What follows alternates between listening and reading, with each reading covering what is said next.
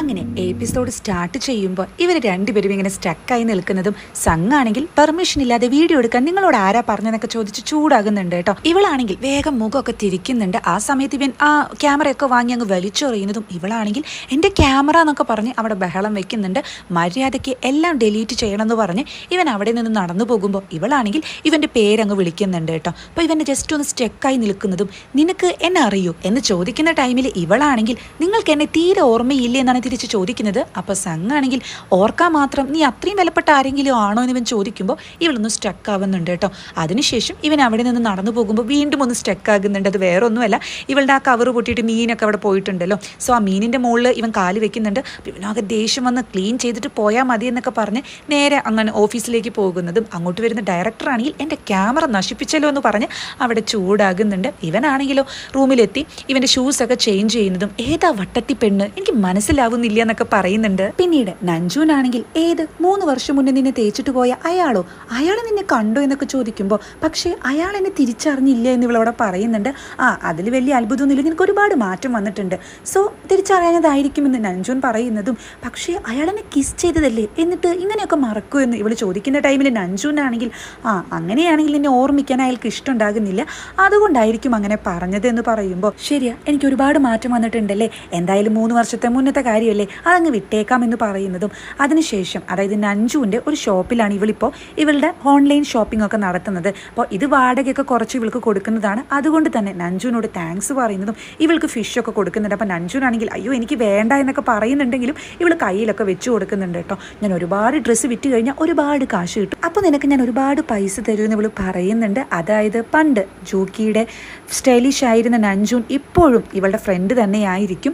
അങ്ങനെ ഇവൾ മിററിലൊക്കെ നോക്കി ശരിയാ എനിക്ക് ഒരുപാട് മാറ്റം വന്നിട്ടുണ്ട്, അവൻ പെട്ടെന്ന് തന്നെ കണ്ടപ്പോൾ അവന് തന്നെ നാണക്കേട് തോന്നിയിട്ടുണ്ടായിരിക്കും, അതായിരിക്കുമെന്ന് പാവം ഇവള് പറയുന്ന ഒരു സീനാണ് അവിടെ കാണിക്കുന്നത്. തിരിച്ചു പോകുന്ന ജോക്കിയാണെങ്കിൽ ചുമരിൽ കാണുന്നത് ഇവളുടെ ഫേസ് വെച്ചിട്ടുള്ള ഈ ക്ലോസറ്റിന്റെ പരസ്യമൊക്കെ ആയിരിക്കും കേട്ടോ. അപ്പോൾ ഇത് കാണുമ്പോൾ ഇവൾക്കാകെ നാണക്കേട് തോന്നുന്നതും അവിടെ നിൽക്കുന്ന 2 പെൺകുട്ടിയാണെങ്കിൽ ഇത് അവളല്ലേ ജോക്കി, ഷോ എന്തൊരവസ്ഥയാണല്ലോ എന്നൊക്കെ പറയുമ്പോൾ ഇവൾ ആ നോട്ടീസൊക്കെ വലിച്ചു കീറുന്നുണ്ട്. എന്തൊരു കഷ്ടം എന്നൊക്കെ പറയുന്ന ഒരു സീനാണ് കാണിക്കുന്നത്. ഇതേ സമയം വീട്ടിലെത്തുന്ന സംഗിനോട് യാങ് ചോദിക്കുന്നുണ്ട് നിങ്ങളുടെ ഷൂസിന് എന്ത് പറ്റിയെന്ന്. അപ്പം സംഘാണെങ്കിൽ അധികം ചോദ്യമൊന്നും വേണ്ട, നാളെ എനിക്ക് അതുപോലത്തെ ഷൂസ് തന്നെ കിട്ടിയിരിക്കണം, അല്ലെങ്കിൽ ഞാൻ നാളെ കൺഫ്യൂസ്ഡ് ആയിട്ട് പോകും, അങ്ങനെ കൺഫ്യൂസ്ഡ് ആവാതിരിക്കാൻ വേണ്ടിയിട്ടാണെന്ന് ഇവൻ പറയുന്നുണ്ട് കേട്ടോ.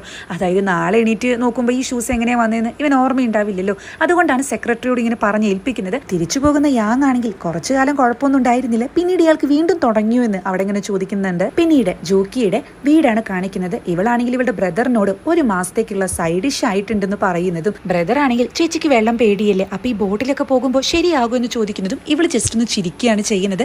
ആ ടൈമിൽ ഇവളുടെ അനിയെത്തി അച്ഛനെയും കൊണ്ട് അതായത് ഷോപ്പിംഗ് കാർട്ടിലാക്കിയിട്ടാണ് കേട്ടോ വരുന്നത്. അച്ഛനാണെങ്കിൽ കുടിച്ച് നന്നായി ഫിറ്റ് ആയിട്ടുണ്ടായിരിക്കും. എല്ലാവരും വന്നേ ഒന്ന് തള്ളിക്കെന്ന് പറഞ്ഞ് അനിയത്തി ഇവരെ പുറത്തേക്ക് വിളിക്കുന്നതും ഇത് എങ്ങനെ ഇവിടെ എത്തിയെന്ന് ചോദിക്കുമ്പോൾ ഏതോ ഒരു അങ്കിള് അച്ഛനെ കൊണ്ടുവന്നതാണെന്ന് അനിയത്തി അവിടെ പറയുന്നുണ്ട്. അങ്ങനെ ഇവർ 3 പേരും കൂടി അച്ഛനെ തള്ളി വീട്ടിലേക്ക് കയറ്റുന്നതും പിന്നീട് ഇവർ ഫുഡ് കഴിക്കാൻ ഇരിക്കുന്ന ടൈമിൽ ഫിറ്റൊക്കെ മാറി അതായത് ബോധം വന്ന് അച്ഛൻ എണീക്കുന്ന ടൈമിൽ ജോക്കിയാണെങ്കിൽ ഇനിയിപ്പോൾ കവിതയുടെ സമയമായി എന്നവിടെ പറയുന്നതും അനിയനാണെങ്കിൽ ഇനി പിന്നെ ഏത് കവിതയാണോ എന്ന് അവിടെ ചോദിക്കുന്നുണ്ട്. അനിയത്തിയാണെങ്കിലും അയ്യോ എനിക്ക് കേൾക്കേണ്ടെന്നാണ് പറയുന്നത്. അങ്ങനെ അച്ഛൻ നൈസായിട്ട് കവിതയൊക്കെ വായിച്ച് അപ്പം തന്നെ അവിടെ കിടക്കുന്നുണ്ട്. ജോക്കിയാണെങ്കിൽ സിസ്സിനോട് ഈ ഷർട്ട് കുറേ ആയില്ലേ, ഇത് മാറ്റേണ്ട സമയമായി, ഞാൻ പുതിയ ഒരെണ്ണം വാങ്ങിയിട്ടുണ്ടെന്നൊക്കെ പറഞ്ഞ് അത് ഇവൾക്ക് കൊടുക്കുന്നുണ്ട്. ഇവള് തന്നെ ഡിസൈൻ ചെയ്തതായിരിക്കും, ചേച്ചിയുടെ ഷർട്ടൊന്നും പോരാ ഭയങ്കര ഡിമ്മ് കളറാണെന്ന് അപ്പം അനിയത്തി അവിടെ പറയുന്നുണ്ട്. ഈ ടൈമിലാണ് ഇവളുടെ ബാഗിൽ നിന്നും വീഴുന്ന ക്ലോസറ്റിൻ്റെ ആ ഒരു നോട്ടീസ് അനിയൻ കാണുന്നതും ഇതാരാ ഇത് ചെയ്തത്, എന്ത് ധൈര്യം ഉണ്ടായിട്ടെന്നൊക്കെ പറഞ്ഞാൽ ഞാൻ ചൂടാകുന്ന ടൈമിൽ സാരില്ലടാ ഞാൻ അന്വേഷിച്ചു, ഇത് ഒരുപാട് വയസ്സായിട്ടുള്ള ഭാര്യയും ഭർത്താവും ഒക്കെയാണ്, എന്തെങ്കിലുമൊക്കെ ചെയ്തോട്ടെ എന്ന് പറയുകയാണ് കേട്ടോ. ഇവളൊരു ശരിക്കും പാവാണ്. അപ്പോൾ അനിയനാണെങ്കിൽ ചേച്ചിക്ക് കുഴപ്പമൊന്നുമില്ലല്ലോ എന്ന് ചോദിക്കുമ്പോൾ എനിക്ക് കുഴപ്പമൊന്നുമില്ല, നമുക്ക് ഇതൊക്കെ കെട്ടിയിട്ട് റീസൈക്കിൾ ചെയ്യാം, നമ്മുടെ അച്ഛൻ പറയാറുള്ളത് ഓർമ്മയില്ലേ, നമുക്ക് ഈ ഭൂമിയെ രക്ഷിക്കണം, അപ്പോൾ അതുകൊണ്ട് അങ്ങനെ ചെയ്താൽ മതി എന്നൊക്കെ പറയുന്നുണ്ട്. ഡിന്നർ കഴിക്കുന്ന സംഘാണെങ്കിൽ തൻ്റെ പ്ലേറ്റിൽ ആ ഫിഷ് കാണുന്ന ടൈമിൽ രാവിലെ നടന്ന സംഭവമാണ് ആലോചിക്കുന്നത്. എന്ത് കാര്യത്തിനാണാവോ ഇന്ന് ഇത് തന്നെ ഡിന്നർ ഉണ്ടാക്കിയതെന്ന് ഇവനപ്പോൾ പറയുന്നുണ്ട്. പിന്നീട് ഇവൻ ഡയറി എഴുതാനിരിക്കുന്ന ടൈമിൽ അന്നത്തെ ദിവസത്തെ കാര്യങ്ങളെല്ലാം എഴുതി കഴിഞ്ഞ് ഈ ഒരു ഇൻസിഡന്റ് ഇവൻ ആലോചിക്കുന്നുണ്ടെങ്കിലും അതൊന്നും എഴുതേണ്ട എന്ന് ഇവൻ ചിന്തിക്കുന്നുണ്ട്. എന്തായാലും ഇങ്ങനൊരു മറവി വന്നത് നന്നായി, ഇതുപോലത്തെ കാര്യങ്ങളൊന്നും ആലോചിക്കേണ്ടല്ലോ എന്നാണ് ഇവൻ അവിടെ പറയുന്നത്. കിടക്കാൻ വരുന്ന ജൂക്കിയാണെങ്കിൽ തന്റെ അനിയത്തി മേക്കപ്പ് ഇടുന്നതാണ് കാണുന്നത്. എടി ഇങ്ങനെ തോന്നിയ നേരത്തൊക്കെ മേക്കപ്പ് ഇട്ട് കഴിഞ്ഞാൽ നിന്റെ സ്കിന്നിന് വല്ലതും പറ്റുമെന്ന് പറയുന്ന ചേച്ചിയോട് എല്ലാ സെലിബ്രിറ്റീസും ഇതുപോലെയൊക്കെ തന്നെ ചെയ്യുന്നതെന്ന് അനിയത്തി ഇവിടെ പറയുന്നുണ്ട്. അപ്പോൾ ജോക്കിയാണെങ്കിൽ ഇങ്ങനെ ചെയ്തു കഴിഞ്ഞാൽ നീ അവരെ പോലെയല്ല, പകരം എന്നെ പോലെ ആയി തീരുന്നു പറയുമ്പോൾ അനിയത്തിക്ക് ശരിക്കും ദേഷ്യം വരുന്നുണ്ട്. പിന്നീട് ഇവളുടെ ബെഡിൽ കിടക്കുന്നതും ബെഡിൻ്റെ മുകളിലായിട്ട് ഇവളുടെ പണ്ടത്തെ ഫോട്ടോസൊക്കെ ഒട്ടിച്ച് വെച്ചിട്ടുണ്ട്. അപ്പോൾ ഇതൊക്കെ നോക്കുന്ന ഇന്ന് രാവിലത്തെ സംഭവമാണ് ആലോചിക്കുന്നത്. അതായത് സംഘ് ഇവളോട് ചോദിക്കുന്നുണ്ടല്ലോ, അങ്ങനെ ആലോചിക്കാൻ മാത്രം നീ ഇമ്പോർട്ടൻ്റ് ആയിട്ടുള്ള ഒരാളാണോ എന്ന് ഇത് ആലോചിക്കുന്നുണ്ട് ഇവളവിടെ. സംഘ് ആണെങ്കിൽ പുസ്തകം വായിക്കുന്നതും 10 മണിയുടെ അലാം അടിക്കുന്ന ടൈമിൽ അവൻ അപ്പം തന്നെ കിടന്നുറങ്ങുന്നുണ്ട്. അതായത് ഒരു സിസ്റ്റമാറ്റിക് ആയിട്ടുള്ള ജീവിതമാണ്.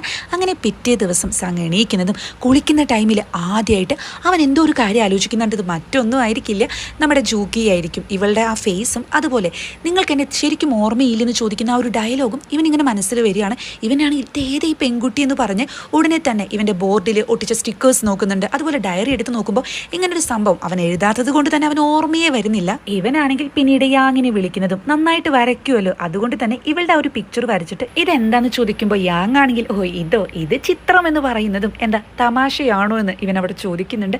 എന്താ കാര്യമെന്ന് ചോദിക്കുന്ന യാങ്ങിനോട് ഇന്ന് രാവിലെ എണീറ്റപ്പം മുതൽ ഈ ഒരു കാര്യം എൻ്റെ മനസ്സിൽ ഇങ്ങനെ വരുന്നുണ്ട്, എനിക്കിതും എന്താണെന്ന് അറിയുന്നില്ല എന്ന് പറയുമ്പോൾ യാങ് ആണെങ്കിൽ ഇനി വല്ല സ്വപ്നമായിരിക്കും എന്ന് ചോദിക്കുന്നുണ്ട്. അപ്പോൾ ഇവനാണെങ്കിൽ 3 വർഷമായിട്ട് എനിക്ക് സ്വപ്നമൊന്നും ഉണ്ടാവാറില്ലെന്ന് തനിക്ക് അറിയില്ല എന്ന് ചോദിക്കുന്നതും ഇവൻ്റെ കാര്യങ്ങളൊക്കെ നമ്മുടെ യാങ്ങിനെ അറിയാമല്ലോ. അപ്പോൾ യാങ് ആണെങ്കിൽ അത് ശരിയാണല്ലോ, ഇനിയിപ്പോൾ നിങ്ങളുടെ ഓർമ്മ എങ്ങനെ തിരിച്ചു കിട്ടി തുടങ്ങിയോ എന്ന് അവിടെ ചോദിക്കുന്നുണ്ട്.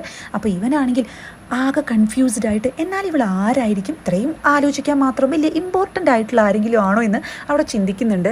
ജൂക്കി ആണെങ്കിൽ നെക്സ്റ്റ് ഡേ ഇവളുടെ ഡയറക്ടർ അടുത്തേക്ക് വരുന്നതും നന്നായിട്ട് സോപ്പിടാൻ വേണ്ടിയിട്ട് ഞാനൊരു ഫാൻറ്റാസ്റ്റിക് എന്ന് പറയുന്ന ഒരു ഷോപ്പ് നടത്തുന്നുണ്ട്, അപ്പോൾ അവിടെ നിന്ന് വാങ്ങിയതാണ് നിങ്ങളുടെ മകനും വൈഫിനും എന്നൊക്കെ പറഞ്ഞ് കുറേ ഡ്രസ്സൊക്കെ ആയിട്ടാണ് വരുന്നത്. അപ്പോൾ ഡയറക്ടർ ആണെങ്കിൽ അതെ അവിടെ നിന്ന് സംസാരിച്ചാൽ മതി, താൻ ഇങ്ങോട്ട് വരേണ്ട, താൻ എൻ്റെ കൂടിയതിനു ശേഷം മൊത്തം എനിക്ക് കഷ്ടപ്പാടാണ്. ഇന്നലെ കണ്ടില്ലേ എൻ്റെ ക്യാമറയുടെ ലെൻസ് വരെ പൊട്ടി, അതിന് എന്തുമാത്രം പൈസ ഉണ്ടെന്ന് അറിയോ, എന്തായാലും നീ എനിക്ക് പൈസ തന്നേ പറ്റൂ എന്നൊക്കെ പറയുമ്പോൾ ഇവളാണെങ്കിൽ എത്ര രൂപയായാലും ഞാൻ തരാമെന്നൊക്കെ പറയുന്നുണ്ട് കേട്ടോ. അപ്പോൾ ഇവനാണെങ്കിൽ ക്യാഷും അതുപോലെ അക്കൗണ്ട് നമ്പറൊക്കെ എഴുതിയ ഒരു നോട്ട് ഇവൾക്ക് കൊടുക്കുന്നുണ്ട്. അതുപോലെ നാളെ മുതൽ ഇങ്ങോട്ട് ജോലിക്കേ വരേണ്ട, വേറെ വല്ല സ്ഥലവും നോക്കിക്കോ എന്ന് പറയുന്നതും ഇവളാണെങ്കിൽ എൻ്റെ വീഡിയോ അത് ഡിലീറ്റ് ചെയ്തില്ലേ എന്ന് അവിടെ ചോദിക്കുന്നുണ്ട്. അപ്പോൾ ഡയറക്ടർ ആണെങ്കിൽ ക്യാമറ പൊട്ടിയില്ലേ, അപ്പോൾ അത് ഓൾറെഡി പോയി എന്നവിടെ ദേഷ്യത്തിൽ പറയുന്നുണ്ട്. തിരിച്ചു പോകുന്ന ഇവളാണെങ്കിലോ അങ്ങനെ പുതിയൊരു കടുവായി എന്നൊരു ദീർഘനിശ്വാസത്തോടു കൂടി പറയുന്നുണ്ട്. തിരിച്ച് ഷോപ്പിലെത്തുന്ന നഞ്ജുനാണെങ്കിൽ സൈറ്റിലെ മെസ്സേജ് ഒക്കെ ചെക്ക് ചെയ്യുമ്പോൾ വളരെ ബാഡ് മെസ്സേജ് ആയിരിക്കും. ഇത് നമ്മുടെ സിംഗർ ആയിരുന്ന ജൂക്കിയുടെ ഓൺലൈൻ സ്റ്റോർ അല്ലേ, എനിക്ക് വേണ്ടി ഒരാളെ കൊന്നു തരൂ ജൂക്കി, ഇവൾക്ക് നാണോ ഇല്ലെന്നൊക്കെ പറഞ്ഞ് വളരെ മോശമായിട്ടുള്ള മെസ്സേജസ് ആയിരിക്കും. അപ്പോൾ ഇവളാണെങ്കിൽ ഇതൊക്കെ ഡിലീറ്റ് ചെയ്തിട്ട് ബിസിനസ് റിലേറ്റഡ് ആയിട്ടുള്ള മെസ്സേജസ് മാത്രം വരാനുള്ള ഒരു സെറ്റിംഗ് ഒക്കെ അവിടെ ചെയ്യുന്നുണ്ട്.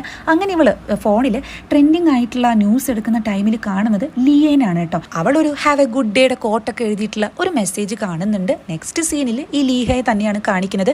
ഇവള് ഒരു ഷൂട്ടിംഗ് ലൊക്കേഷനിൽ കാറിൻ്റെ ഉള്ളിലിരിക്കുന്നതും ഇവളുടെ ഹെൽപ്പർ ആയിട്ടുള്ള ബോയ് ആണെങ്കിൽ ഇവൻ പണ്ട് ജൂക്കിയുടെ ഹെൽപ്പർ ആയിരുന്ന അതേ ബോയ് തന്നെയാണ്.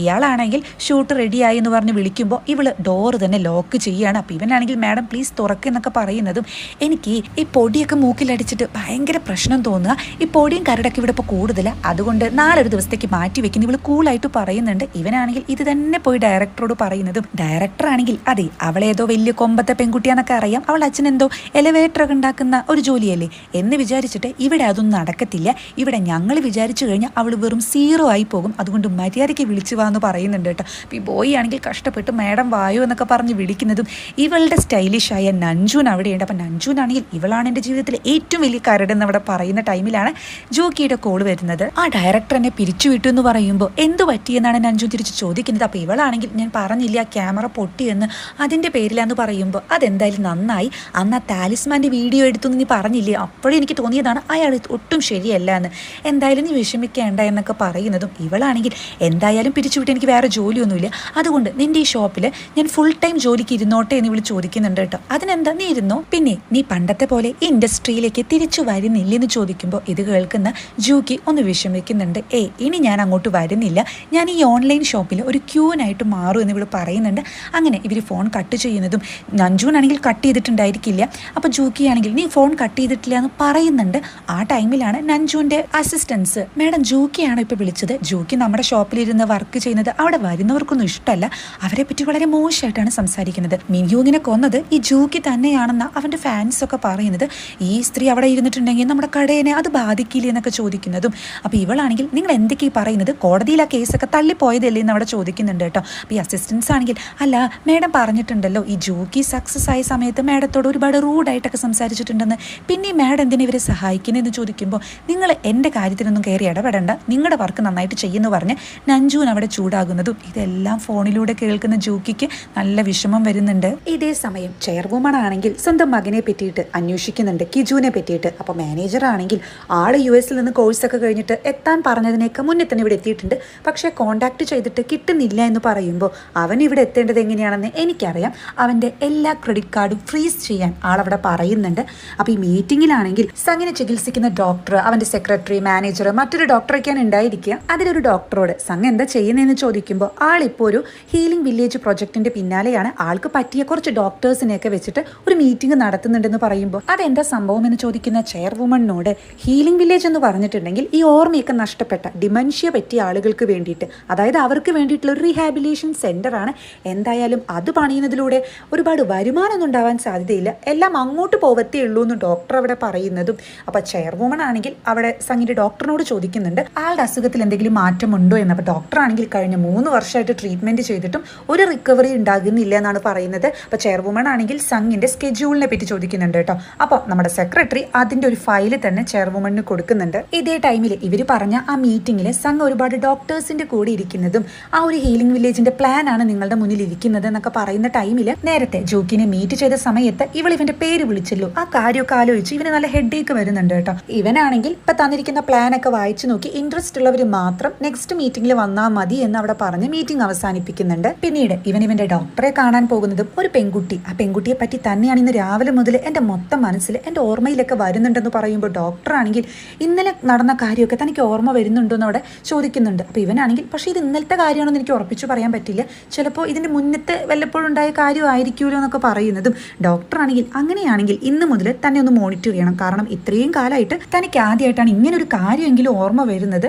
അതുകൊണ്ട് എന്തായാലും മോണിറ്റർ ചെയ്യണം എന്നൊക്കെ പറയുമ്പോൾ സംഘാണെങ്കിൽ ഇനി ആ പെൺകുട്ടിയായിട്ട് എനിക്ക് എന്തെങ്കിലും ഒരു റിലേഷൻഷിപ്പ് ഉണ്ടായിട്ടുണ്ടാവും എന്ന് അവിടെ ചിന്തിക്കുന്നുണ്ട്. പിന്നീട് യങ് ആണെങ്കിൽ സംഘിനെ മീറ്റ് ചെയ്യുന്നതും എന്തെങ്കിലും കാര്യങ്ങളൊക്കെ വീണ്ടും ഓർമ്മ വന്നു എന്ന് യങ് അവിടെ ചോദിക്കുന്നുണ്ട്. അപ്പൊ സംഘാണെങ്കിൽ താൻ അധികം വർത്തമാനത്തിനൊന്നും വരേണ്ട, ഈ പെൺകുട്ടിയെ എത്രയും പെട്ടെന്ന് കണ്ടുപിടിക്കുമെന്ന് പറയുമ്പോൾ ഈ ഒരു ചിത്രം വെച്ച് ഞാൻ എങ്ങനെയാ പെൺകുട്ടിയെ കണ്ടുപിടിക്കുക എന്ന് യങ് തിരിച്ച് ചോദിക്കുന്നുണ്ട്. അപ്പൊ സംഘാണെങ്കിൽ അതൊന്നും എനിക്കറിയണ്ട, എത്രയും പെട്ടെന്ന് ഇവളെ കണ്ടുപിടിക്കണം എന്ന് അവിടെ പറയുന്നതും ഇനിയിപ്പോൾ ഈ പെൺകുട്ടിയും ഈ ഷൂസും തമ്മിൽ എന്തെങ്കിലും ബന്ധം ഉണ്ടാകുമോ എന്ന് യങ് അവിടെ പറയുന്നുണ്ട്. അപ്പം ഇവനാണെങ്കിൽ ഈ ഷൂസ് ഏത് ഷൂസ് എന്ന് പറയുമ്പോൾ അല്ല ഇന്നലെ ഞാൻ ഈ ഷൂസ് സാറിന് വാങ്ങി തന്നില്ലേ, അപ്പോൾ ഇത് തമ്മിൽ എന്തെങ്കിലും ബന്ധം ഉണ്ടായിരിക്കും എന്ന് ചോദിക്കുന്ന ഇവനോട് ഈ ഷൂസ് ഇന്നലെ നീ വാങ്ങി തന്നുവെന്നോ, ഈ ഷൂസ് മിലാനിൽ നിന്ന് ഞാൻ പ്രത്യേകം വാങ്ങിച്ചത് എന്ന് പറയുമ്പോൾ എങ്ങനെ ചിരി വരുന്നുണ്ട് കേട്ടോ. താൻ എന്തിനാണ് ഇങ്ങനെ ചിരിക്കുന്നതെന്ന് ചോദിക്കുമ്പോൾ അത് കൊള്ളാം, ഞാൻ ഇത് കൊറിയയിൽ നിന്നാണ് വാങ്ങിയത്, അല്ലാതെ മിലാൻ വരെ ഒന്നും പോയിട്ടില്ല എന്ന് പറഞ്ഞ് ഇവൻ്റെ ഫോണിൽ നിന്ന് ഫോട്ടോ കാണിച്ചു കൊടുക്കുന്നുണ്ട് കേട്ടോ. ഈ ഷൂസ് ഞാൻ എന്തിനാ തന്നെ കൊണ്ട് വാങ്ങിപ്പിച്ച് എന്ന് ഇവൻ ചോദിക്കുന്ന ടൈമിൽ അതൊന്നും എനിക്കറിയത്തില്ല, ഇന്നലെ സാറ് പറഞ്ഞത് ഇതിനെപ്പറ്റി കൂടുതലായിട്ടൊന്നും ചോദിക്കേണ്ട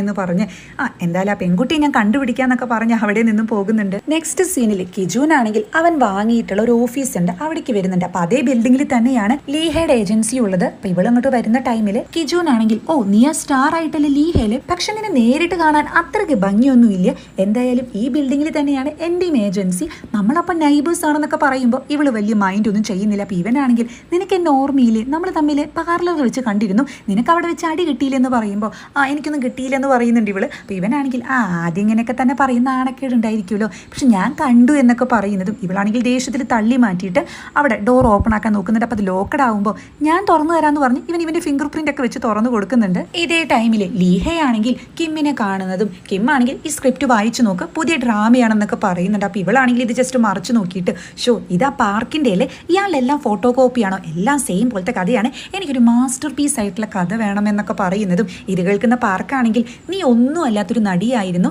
ജസ്റ്റ് ഒരു ഡ്രാമ ഹിറ്റായതോടെയാണ് നീ ഇതുപോലെയൊക്കെ ആയത്, ആ ഹിറ്റായ ഡ്രാമയാണെങ്കിലും നീ ഇപ്പോൾ പറഞ്ഞ പാർക്കിൻ്റെ തന്നെയാണ്, അതുകൊണ്ട് വലിയ ജാടയൊന്നും വേണ്ട, ഞാൻ ഒരുപാട് സെലിബ്രിറ്റീസിനെ കണ്ടിട്ടുണ്ട്, ഒരു നിമിഷം മതി എല്ലാം ഇല്ലാതെയാവാൻ, അത് ആലോചിച്ചാൽ കൊള്ളാം എന്നൊക്കെ പറയുമ്പോൾ ഇവളാണെങ്കിൽ അല്ല നിങ്ങളായിട്ടുള്ള കോൺട്രാക്ട് ഇനി 3 മാസം കൂടിയല്ലേ ഉള്ളൂ, അത് കഴിഞ്ഞാൽ ഇക്കണക്കിന് ഞാൻ വേറെ വല്ല ഏജൻസിയും സമീപിക്കുമെന്നൊക്കെ പറയുന്നതും പാർക്കാണെങ്കിൽ ഹോ ആ ജോക്കിയുള്ള സമയത്ത് പോലും ഇത്രയും സ്റ്റബേൺ ആയിരുന്നില്ല, അവൾക്ക് ഇത്രയും അഹങ്കാരമൊന്നും ഉണ്ടായിരുന്നില്ല എന്ന് പറയുന്നതും ഇത് കേൾക്കുമ്പോൾ ഇവൾക്ക് അങ്ങ് ദേഷ്യം വരുന്നുണ്ട് കേട്ടോ. നിങ്ങൾ എന്തിനാ എന്നെ അവളെ വെച്ചിട്ടൊക്കെ താരതമ്യം ചെയ്യുന്നത്, എനിക്കതൊന്നും ഇഷ്ടമല്ല എന്ന് പറയുന്ന ഇവളോട് അങ്ങനെയെങ്കിൽ മര്യാദയ്ക്ക് നീ എന്റെ ജോലി ചെയ്യുമെന്നാണ് പാർക്ക് പറയുന്നത്. അപ്പൊ ഇവളാണെങ്കിൽ തൊട്ടടുത്ത അപ്പാർട്ട്മെന്റിൽ ആരെങ്കിലും വന്നിട്ടുണ്ടോ, ഒരു വലിയ പൊട്ടിച്ചക്കനെ ഇന്ന് ഞാൻ കണ്ടു എന്ന് പറയുന്നതും എനിക്കറിയത്തില്ല എന്നാണ് കിം അവിടെ പറയുന്നത്. ഇതേ ടൈമിൽ കിജുവിന്റെ ഓഫീസിലാണെങ്കിൽ കിജുവിന്റെ സിഇഒയും സെക്രട്ടറിയും ഒക്കെ ഇവനെ തന്നെ കുറ്റം പറയുന്നുണ്ട്. സിഇഒ ആണെങ്കിൽ അവന്റെ കയ്യിൽ ഇത്രയ്ക്കും പൈസ ഉള്ളത് കൊണ്ടല്ലേ നമ്മൾ ഇങ്ങനെ ബുദ്ധിമുട്ടിക്കുന്നത്, അവനിട്ട് ശരിക്കും ഒരു പാഠം പഠിപ്പിക്കണം എന്നൊക്കെ പറയുന്ന ടൈമിലാണ് ആരെ പാഠം പഠിപ്പിക്കുന്ന കാര്യം നിങ്ങൾ ഈ പറയുന്നതെന്ന് ചോദിച്ച് കിജുൻ വരുന്നതും ഇവരപ്പോൾ ടോപ്പിക്ക് മാറ്റുന്നുണ്ട്. കിജുൻ ആണെങ്കിൽ ലീഹ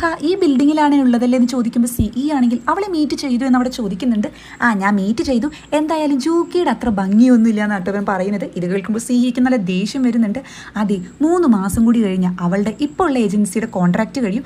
അതിനുശേഷം നമ്മുടെ ഏജൻസിയിലേക്ക് അവളെ എങ്ങനെയെങ്കിലും കൊണ്ടുവരണം. നിങ്ങൾക്കറിയാലോ ഇപ്പോൾ അവൾ ടൈം ലൈറ്റിൽ മിന്നിക്കൊണ്ടിരിക്കുന്ന താര. അപ്പോൾ ഇവൾ നമ്മുടെ ഏജൻസിയിലേക്ക് വന്ന നല്ല ഉപകാരമൊക്കെ ഉണ്ടായിരിക്കും എന്ന് പറയുന്നതും കിജുനാണെങ്കിൽ അല്ല, ഈ കമ്പനി ആരുടെ? എൻ്റെ അല്ലേ, അപ്പം ഞാൻ തീരുമാനം എടുത്തോളാം. അവിടെ എൻ്റെ അമ്മ എന്നെ എങ്ങനെയെങ്കിലും സുൻവോ ഗ്രൂപ്പിന്റെ ചെയർമാൻ ആക്കാൻ നടക്കുക. കഷ്ടിച്ച ഞാനിങ്ങനെ രക്ഷപ്പെട്ടു പോകുന്നതെന്ന് പറയുമ്പോൾ സിഇഒ ആണെങ്കിൽ എന്നാൽ പിന്നെ അങ്ങോട്ട് പോയാൽ പോരെ, നിങ്ങളൊക്കെ ജനിക്കുമ്പോൾ തന്നെ വായിൽ വെള്ളി സ്പൂണായിട്ട് ജനിക്കുന്നവരാ, അപ്പോൾ പിന്നെ എന്തിനാ ഇങ്ങനെ കഷ്ടപ്പെടുന്നതെന്ന് ആക്കിയിട്ടൊന്ന് ചോദിക്കുന്നുണ്ട് കേട്ടോ. അപ്പോൾ ഇവനാണെങ്കിൽ എനിക്കിതാ ഇഷ്ടമെന്ന് പറയുന്നതും മിന്നിനോടാണെങ്കിൽ അല്ല, കുറേ സ്ക്രിപ്റ്റ് അങ്ങ് വാങ്ങിക്കൂടെ, അങ്ങനെ എന്തെങ്കിലുമൊക്കെ ഒന്ന് പച്ച പിടിച്ചൂടെ എന്ന് ചോദിക്കുമ്പോൾ മിന്നാണെങ്കിൽ അങ്ങനെ സ്ക്രിപ്റ്റ് ഒന്നും വാങ്ങാൻ കിട്ടത്തില്ല എന്ന് പറയുന്നുണ്ട്. കിജുനാണെങ്കിൽ അല്ല, ഇവിടെ AC വർക്ക് ചെയ്യുന്നില്ല, നല്ല ചൂടെടുക്കുന്നു എന്ന് പറയുമ്പോൾ അറിയത്തില്ല, കറണ്ട് ഒക്കെ കട്ട് ചെയ്തെന്ന് ഇവർ പറയുന്നതും ഇവനാണെങ്കിൽ അത്രേ ഉള്ളൂ, അത് ഞാൻ ശരിയാക്കി തരാമെന്ന് പറഞ്ഞ് അവിടെ നിന്നും പോയി മറിഞ്ഞു നിന്ന് ഇനിയിപ്പോൾ എന്താ ചെയ്യുക, ഉള്ള ക്രെഡിറ്റ് കാർഡൊക്കെ അമ്മ ഫ്രീസ് ചെയ്ത് കളഞ്ഞു, ഇനിയിപ്പോൾ പൈസ ആരോട് ചോദിക്കും, നാണക്കേടായാലും എന്നൊക്കെ പറഞ്ഞ് ടെൻഷൻ അടിക്കുന്നുണ്ട്. ഇതേ ടൈമിൽ സംഘാണെങ്കിൽ അവൻ വരച്ച ജോക്കിയുടെ പിക്ക് നോക്കുന്നതും ഇതും ആ ഷൂ ആയിട്ട് എന്തെങ്കിലും ബന്ധം ഉണ്ടായിരിക്കുമെന്ന് ആലോചിക്കുന്ന ടൈമിലാണ് കിജുൻ വിളിക്കുന്നതും. ഇവൻ ഫോൺ അറ്റൻഡ് ചെയ്യുന്നില്ല.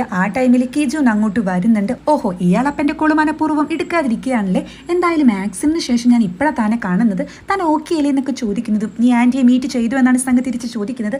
അതൊക്കെ മീറ്റ് ചെയ്യാം, എന്തായാലും നമുക്ക് ഒരുമിച്ച് ഫുഡ് കഴിക്കാൻ പോയാലോ എന്ന് ചോദിക്കുന്നതും അതൊന്നും പറ്റത്തില്ല, ആദ്യം നീ ആൻറ്റിയെ പോയി മീറ്റ് ചെയ്യുന്ന സംഘം അവിടെ പറയുന്നുണ്ട്. അപ്പോൾ ഇവനാണെങ്കിൽ പ്ലീസ് പ്ലീസ് എന്നൊക്കെ പറഞ്ഞ് സംഘിൻ്റെ പിന്നാലെ നടന്ന് കെഞ്ചുന്നുണ്ട്. അങ്ങനെ സംഘ് ഇവൻ്റെ കൂടെ പോകുന്നതും ഇത് എന്തോന്ന് ഹെയർ സ്റ്റൈലാണെന്ന് ചോദിക്കുന്നുണ്ട്. ഇതിപ്പോഴത്തെ ട്രെൻഡ് അല്ലേ, സെലിബ്രിറ്റീസ് ഒക്കെ ഇങ്ങനെയല്ലേ ചെയ്യുന്നതെന്ന് പറയുന്നതും വണ്ടിയിൽ കയറിയിരിക്കുമ്പോൾ ഞാൻ എന്ത് ഫുഡ് വേണമെങ്കിലും ഓർഡർ ചെയ്യും, അതങ്ങ് കഴിച്ചാൽ മതി, അതുപോലെ മ്യൂസിക് ഒക്കെ ഓഫ് ചെയ്തെന്ന് പറയുമ്പോൾ ഇവന് ശരിക്കും ദേഷ്യം വരുന്നുണ്ട്. പക്ഷേ കിജുവിനെല്ലാം സഹിച്ച് നേരെ കൊണ്ടുപോകുന്നത് റെസ്റ്റോറൻറ്റിലേക്കൊന്നും ആയിരിക്കില്ല, പകരം ഇവൻ്റെ ബിൽഡിങ്ങിലേക്കായിരിക്കും. അപ്പോൾ അതേനെ പോകുന്ന 2 ഗേൾസ് ആണെങ്കിൽ അവരെ കാണാൻ നല്ല ഹാൻസം ആയിട്ടുണ്ടല്ലോ എന്നൊക്കെ കമൻറ്റ് ചെയ്തു പോകുന്നതും അപ്പോൾ ഇവനാണെങ്കിൽ ഹായ് ഹലോ എന്നൊക്കെ പറഞ്ഞ് ചുമ്മാ കൈ കാണിക്കുന്നുണ്ട് കേട്ടോ. അപ്പോൾ ഇതൊക്കെ കാണുന്ന സംഘാണെങ്കിൽ നിനക്ക് വട്ടുണ്ടോ, അവർ നിന്നെ മൈൻഡ് പോലും ചെയ്യുന്നില്ല എന്ന് പറയുന്നതും അതെങ്ങനെ ശരിയാകും, ഞാൻ വലിയ ആക്ടർ അല്ലേ എന്ന് കിജുൻ അവിടെ ചോദിക്കുന്നുണ്ട്. അപ്പോൾ സംഘാണെങ്കിൽ എന്തോന്ന് ആക്ടർ, ഏതോ ഒരു ഡ്രാമയിൽ നിങ്ങൾ കാല് തെറ്റിയെന്ന ഒരൊറ്റ ഡയലോഗ് മാത്രം പറഞ്ഞിട്ടുണ്ട്, അത് പറഞ്ഞാൽ വലിയ ആക്ടർ ആവുമോ, എന്തായാലും അതിനെപ്പറ്റി ഞാൻ ആൻറ്റിയോട് പറയുന്നുണ്ടെന്ന് പറയുന്ന സംഘിനോട് അയ്യോ എൻ്റെ പൊന്നു ചേട്ട ചതിക്കല്ലേ എന്ന് പറയുന്നുണ്ട് ഇവൻ.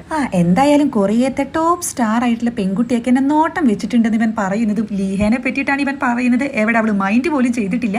അങ്ങനെ നേരെ റെസ്റ്റോറൻറ്റ് എന്ന് പറഞ്ഞിട്ട് ഓഫീസിലേക്ക് കൂട്ടിക്കൊണ്ടു പോകുന്നതും സംഘാണെങ്കിൽ നീ സ്വന്തമായിട്ട് റെസ്റ്റോറൻറ്റ് തുടങ്ങി, ഇതാണോ നിന്റെ ബിസിനസ് എന്നൊക്കെ അവിടെ ചോദിക്കുന്നുണ്ട്.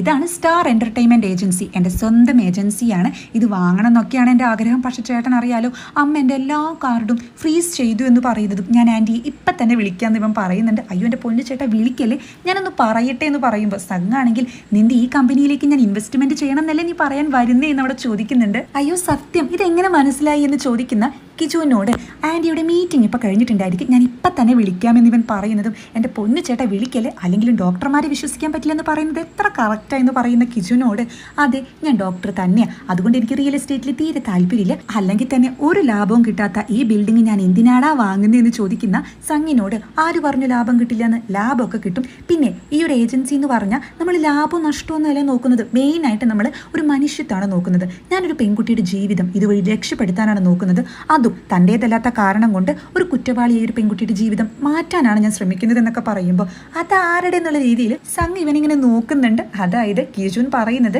ജൂക്കിയുടെ കാര്യമാണ്. ശരി എത്ര വേണമെന്ന് പറയുമ്പോൾ കിജുൻ അങ്ങ് ഹാപ്പി ആയിട്ട് ഇവനെ ഹഗ് ചെയ്യുന്നുണ്ട്. അങ്ങനെ പിന്നീട് ഇവർ ഫുഡ് കഴിക്കുന്ന ടൈമിൽ ആ കോൺട്രാക്റ്റ് ഒക്കെ സൈൻ ചെയ്ത് കൊടുക്കുന്നുണ്ട് കേട്ടോ. അപ്പോൾ ഇത് കാണുമ്പോൾ കിജുവിന് നല്ല സന്തോഷം വരുന്നുണ്ട്. ഇനി ആ ഏജൻസിയുടെ എന്ത് തീരുമാനം വേണമെങ്കിലും നിങ്ങൾക്കെടുക്കാം, നിങ്ങളുടെ ഇതുകൂടിയാണെന്നൊക്കെ പറയുമ്പോൾ ഞാൻ എന്തിനാ ഇതിൽ ഒപ്പിട്ട് കൊടുത്ത്, എനിക്ക് ഭ്രാന്ത് ഉണ്ടോ എന്ന് ഇവനിങ്ങനെ പറയുന്നുണ്ട്. അപ്പോൾ ഇത് കേൾക്കുന്ന കിജുവിനാണെങ്കിൽ അങ്ങനെ വില കുറച്ചൊന്നും കാണേണ്ടെന്ന് അവിടെ പറയുന്നുണ്ട്. അപ്പോൾ സംഘാണെങ്കിൽ എടാ ഞാൻ നിന്നോട് ഒരു ഡൗട്ട് ചോദിച്ചോട്ടെ, ഒരു പെൺകുട്ടി, ആ പെൺകുട്ടിയെ പറ്റി തന്നെ ഞാനിങ്ങനെ ഓർത്തോണ്ടിരിക്കുകയാണെന്ന് പറയുമ്പോഴേക്കും അത് പ്രണയാന്ന് കിജുവിന് ഒറ്റയടിക്ക് പറയുന്നുണ്ട് കേട്ടോ. എടാ ഞാനൊന്ന് പറയട്ടെ, ആ പെൺകുട്ടിയെ പറ്റി ഇടയ്ക്കിടയ്ക്ക് ആലോചിക്കുക, അപ്പോൾ അവളായിട്ടുള്ള റിലേഷൻഷിപ്പ് എന്തെങ്കിലും മുന്നുണ്ടായിട്ടുണ്ടായിരിക്കും, അതുകൊണ്ടാണോ എന്ന് ചോദിക്കുമ്പോഴേക്കും ഇത് പ്രണയം തന്നെ, മുട്ട പ്രണയാന്ന് ഇവൻ പറയുന്നത് കേട്ട് കഴിച്ചിട്ട് എണീറ്റ് പോടാ എന്ന് സംഘ് ചൂടാകുന്നുണ്ട്. അതിനുശേഷം ഇവൻ സംഘിനെ ഡ്രോപ്പ് ചെയ്യുന്നതും ചേട്ടാ താങ്ക് യു ലവ് യു എന്നൊക്കെ പറഞ്ഞ് ഉറക്കെ സംസാരിക്കുന്ന ടൈമിൽ എടാ പോടാ നാണം കെടുത്താതെ എന്നൊക്കെ പറഞ്ഞ് ഇവൻ ആകെ മുഖമൊക്കെ പൊത്തി അവിടെ നിന്ന് പോകുന്നുണ്ട്. ആ ടൈമിലാണ് മിന്നിൻ്റെ കോള് കിജുവിന് വരുന്നതും വീഡിയോ കണ്ടോ ആകെ കൊളമായി എന്നൊക്കെ പറയുന്നുണ്ട്. എന്താ പ്രശ്നമെന്ന് പറഞ്ഞ് കിജുൻ വീഡിയോ നോക്കുന്നതും ഇവൻ ആകെ ഞെട്ടി നിൽക്കുന്നതുമാണ് കാണിക്കുന്നത്.